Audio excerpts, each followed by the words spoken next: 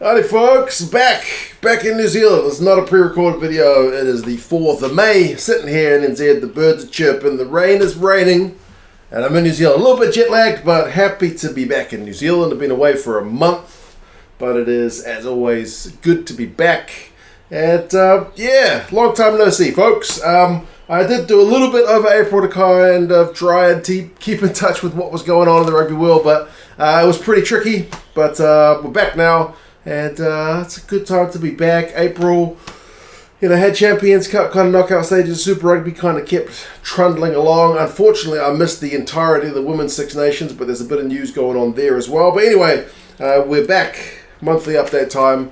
And yeah, just happy to be here, folks. Back in my regular spot with my regular whiteboard. And yeah, it's good to be home. So apart from me being back in New Zealand, a few stats, man. Like I said, didn't do that much over April in terms of rugby videos, but I did pre-prepare one, which was the old tour around Eden Park with the old GoPro, walking around Eden Park and giving some kind of angles and tips and tricks and just like what's the experience like. Now, it probably wasn't the most fair experience of an Eden Park like match day because it was against the Force and it was a time clash with the Warriors game, so it was a particularly low attendance, so it may have given a slightly kind of worse impression for some of you guys if you've never kind of been to Eden Park before than it otherwise might have. Like the week before had, more than 24,000 people, I think, against the Crusaders, but I mainly picked that game because it was in the afternoon.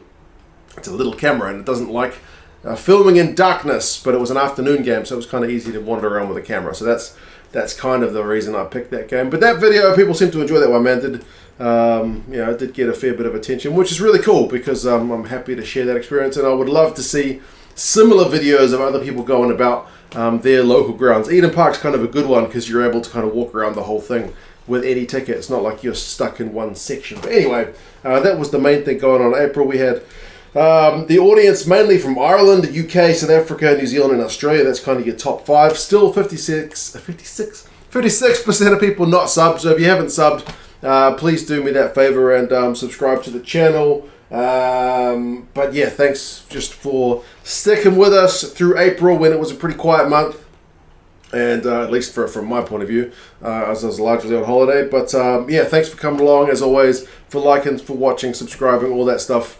It helps a lot. And a quick thanks to the patrons. As always, I'll scroll their names. So I kind of tried to keep them informed as well with what I was doing over the break. It's kind of hard to get on YouTube and Patreon in China, but I did my best with a kind of bit of VPN backdooring. But yeah, big thanks to these people who keep the channel financially going each month. If you want to check it out, link down in the description. And do a little bit of extra content for Patreon as well. Big thanks especially to Angus, Jack McHugh and Michael Daly, plus a few new people signed up in April, which was John Egan, Phil and Opal Miner. So cheers to you guys for signing up. It means a lot, and what can I say, I'm in jet lagged but good mood, and yeah, I don't know what else. I'm a bit all over the shop, but happy to be here. Now, one thing that kind of had me a bit flummoxed was not the fact that England won the Women's Six Nations, is the fact that John Mitchell has been linked with the head coaching role for that very, very successful women's team. Obviously, they didn't win the World Cup last year. They were pipped at it by the Black Ferns, which was a fantastic game if you haven't seen it. It was one of my favourite games, obviously, because as a New Zealander, New Zealand won, but yeah, just that game was incredible. Great ad for the women's game. The Women's Six Nations I missed, as I said, but I mean, England won it pretty much according to the book, although they were given a bit of a test by France in the final game. Like, England have won, I think, the Women's Six Nations every year, even with COVID disruption, since 2019. They're on like a 5-year winning run. They win it most years, and it's usually France that's second. So it's kind of a predictable competition, but the other teams are having to kind of improve themselves and get better, which I think is slowly coming along. But yeah, 38-33, England against France in the final game in front of 58,000 people is a bit of a marker, but England win it again. Simon Middleton's obviously stepping down, and John Mitchell, I don't think it's been confirmed yet, but he's the man linked with the job. John Mitchell's had a lot of head coaching roles, man. Like, he's been coach of the All Blacks, which is his kind of most famous role here in New Zealand, which was a little bit controversial because his style of management and way of dealing with the press was always kind of interesting. He didn't really seem to enjoy the press coverage that much. Yeah, kind of kept things very kind of tight-lipped. and then he was like coach of the Lions for a few years. He obviously coached the Western Force. He ended up with the USA. Like with the Lions, I think he kind of fell out with the players. This is the South African Lions, obviously not the British and Irish ones. But I mean, yeah, he's been assistant with England, so he's been that setup a couple of times. So he certainly knows the lay of the land there. But just how well he gets the player management aspect, if indeed he does get appointed, how well he handles the player management aspect of the game is going to be pretty important. Because, like I said, he seems to be a guy that rubs a lot of people up the wrong way for whatever reason. But yeah, John Mitchell, still about, not quite 60 years old yet, and linked with the England women's coaching role, which would be certainly a change of pace for him, because I don't think I've seen him with the women's teams before. But yeah, let us know what you reckon. Do you think he would be a good fit, or is that a bit of a too left field one for you? Super Rugby, the potential of a draft has come up again. It seems to be an idea which kind of pops up a lot. There seems to be this kind of relentless thought that like Super Rugby is like one change away from being popular again. I don't think that's how things are. I think Super Rugby has suffered over the years for a multitude of factors. Mismanagement being part of them, but I don't think it's like one little, switch away from being kind of fixed. I think it's going to be a long-term solution, which is going to be partly letting the thing kind of settle. Little the teams, like we've got the Super Rugby Pacific competition. It's still relatively new.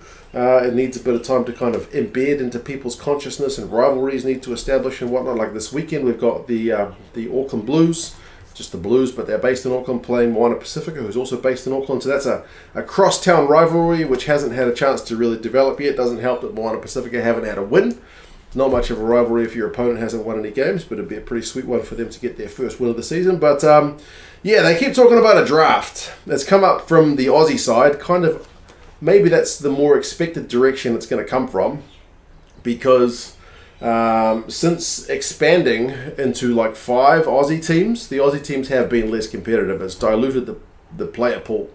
Back when the Aussies only had 3 Super Rugby teams, yeah, they were genuinely, I think, more competitive. But I was a fan of expanding Super Rugby back in the day. I thought it was a great idea, but it didn't actually work out that well. It seemed it did indeed dilute the product, especially in South Africa and Australia, and we ended up with kind of really strong New Zealand teams and then a lot of mismatches, which is what Super Rugby Pacific is struggling with a little bit at the moment. And I guess that's where the idea of this draft comes in, to kind of get a bit more parity between the teams. Now, I only really know drafts from watching American sports, which tends to be the champions the next year, when they're picking youth players, get the worst possible pick, and the teams which finish last get to pick the cream of the crop. So the team which finishes last, they usually have a lottery to see which team actually picks first, but the team which, so you don't deliberately get last to get the best player for the next year. But anyway, the teams which finish towards the bottom get to pick first, so they get to pick the best players coming through the academies. Now, that's the idea. Like, you spread the talent, so the worst teams get the better players, and in theory then they become better and you restore parity. I've followed a few American sports long enough to know that even giving bad teams good picks doesn't necessarily mean they're going to get better. Some teams are kind of perpetually in the doldrums. But rugby at the moment anyway is set up with an academy system which rewards bringing players through youth system. The Crusaders are a prime example, and I guess right now the Chiefs are an example as well. So it kind of would flip that whole system on its head if you weren't able to bring players through your own academy system. It wouldn't reward you for breeding good players or bringing up good players, training good players. It would, it would have to be a whole change up. I don't think it's as simple as just kind of flicking a switch and hey, now we have a draft. So the whole system is not really set up for that. I do like drafts in that they create a lot of off-season buzz. Which player is the number 1 pick? Who is the best guy? Is it this young first 5, or is it going to be this big prop or something like that? It's a lot of buzz about who is going to be the number 1 guy, which team's going to get the number 1 pick. A team's going to trade picks with each other, and it does, in some regards, like create a bit more parity. So those aspects I do like, but again, it would punish the whole local players playing locally thing. Like if you ever followed the NHL, like the American teams win the NHL pretty much every year, even though the majority of the players, like the biggest single group of players are Canadian. Like Canadian teams, at least until this year, there's still a few of them left in the playoffs. Like Canadian teams don't win the Stanley Cup because they don't just get to keep all their local players. So you'd be moving more away from the local aspect, which Super Rugby is doing for a long time. It would, I guess, also affect the national team. Like the whole point, or the whole thing about Super Rugby at the moment from a New Zealand perspective is New Zealand Rugby sends those wee messages and directives down to the Super Rugby coaches, right? Play DMAC at 10 or whatever it is. You know, you would lose that aspect of control if you had New Zealanders being drafted by Aussie teams and whatnot. So, yeah, it would certainly be a sea change. And as I said, I don't think it's as simple as a flick of a switch. I think it would be a whole huge change to the way the thing is run. But anyway, what do you guys reckon? Would a draft help create some buzz around Super Rugby, or do the problems kind of go deeper than that, I guess, is my one thing. One good thing for Super Rugby, though, Will Jordan's back this weekend. All Blacks kind of, and Crusaders outside back. Very devastating player when he's on form. He's been having migraines, apparently not concussion-related migraines for ages. Like an inner ear problem, but he's finally back and good to go. So thank goodness for that. I've been missing him for a long time. And lastly, while I was on holiday the last month, I took my camera out and I filmed a bunch of stuff and talked to people and hopefully found some interesting things and some stories. I'm going to probably put that content somewhere. It's not going to go on this channel because this is a rugby channel. I don't know what the channel is going to be called. I don't know where I'm going to find the time to sit there and edit videos because, as you can tell, this is all just one take. I don't really do editing very much, but it's a good skill for me to learn.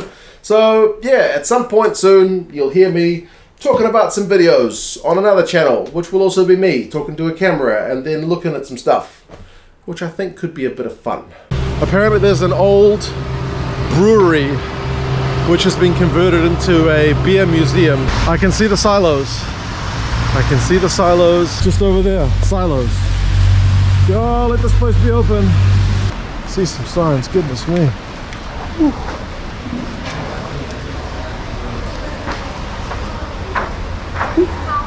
你好，这个是啤酒博物馆吧？是的，可以随便参观。是吧？不用卖票什么的？不用，不用，不用。It looks like there's more staff than patrons.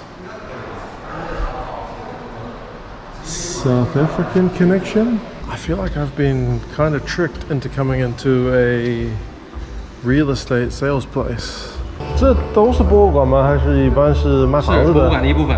博物馆的一部分。对。哦，其他的是买房子的还是？对，前期是营销中心，后期会做博物馆。是吧？有啤酒吧？啤酒有。Well, at our man's recommendation, I'm having this kind of fruit-flavored beer. If I can find the time, as I say, to actually edit it into a cohesive form of video, but I don't know. We'll see how it goes. When it happens, I will certainly let you know. But anyway, thanks to you guys for all the support and whatnot over the month. Patrons, viewers, subscribers, all that jazz. I'm back in New Zealand now.